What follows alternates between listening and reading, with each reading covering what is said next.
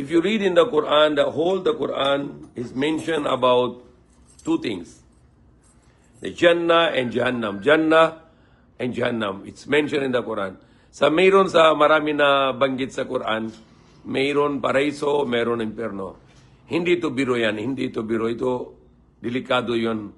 Kung isipin mo, kung mayroon nang talaga na may paraiso at mayroon na talaga ng impyerno, at kung hindi ka ikaw maniniwala, at sa araw ng pag-ukom, nakita mo na yung paraiso at kita mo na impyerno, na yun, ano gagawin mo? Lahat ng libro galing kay Diyos, kahit Torah, Injil, Zabur, at si huling libro, Quran, lahat ng propeta na sinabi sa mga tao na meron impyerno at meron paraiso. At lahat ng mga propeta sabi nila na isa lang Diyos dapat sambahin. Wala nang ibang message maliban sa ito. Pinaka-importante na message. Walang Diyos na dapat sambahin maliban sa isa lang Diyos. Okay, so pinaka-importante yung paniniwala na isang Diyos. At kung paniniwala at magsamba sa isang Diyos, punta sa kabilang buhay sa paraiso. At kung samba sa Diyos-Diyusan at sasamba sa maraming Diyos, punta sa kabilang buhay na impyerno. So na yun, delikado ito ng maggagawin ng samba sa mga Diyos-Diyusan. At kung hindi ka maniniwala sa Diyos, delikado rin na papunta ka rin sa impyerno na walang hanggan. At kung gawa mo na shirk na samba sa maliban sa isang Diyos, yung tagapaglikha, pupunta ka rin sa impyerno na walang hanggan. So yan na pinakadelikado ng bagay ng kufar at shirk. Huwag na gagawin ng kufar at huwag na gagawin ng shirk. Dahil ito nang walang asa sa kabilang buhay na papunta sa paraiso.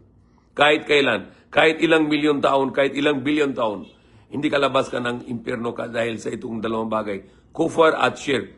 Meron isa pa, munafik, nifaq.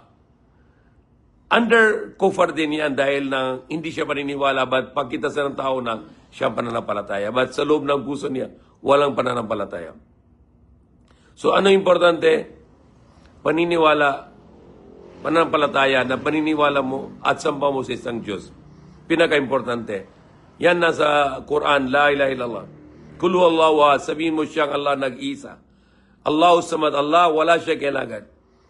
Lam yalid, walam yulad, hindi siya, yung tunay ng Diyos, Allah, hindi siya nagkanak at hindi siya pinanganak.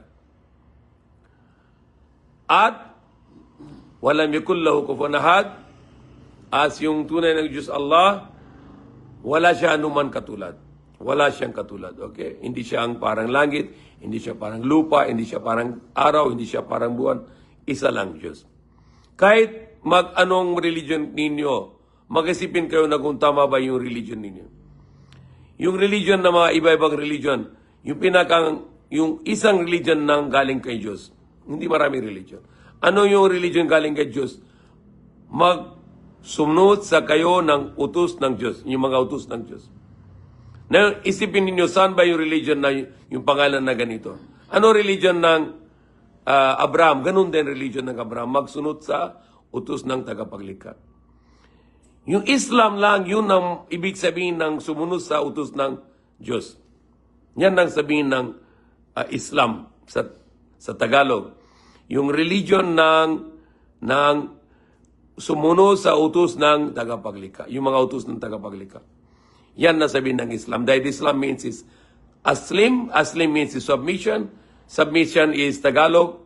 Sumunod. Sumunod sa utos ng tagapaglikha.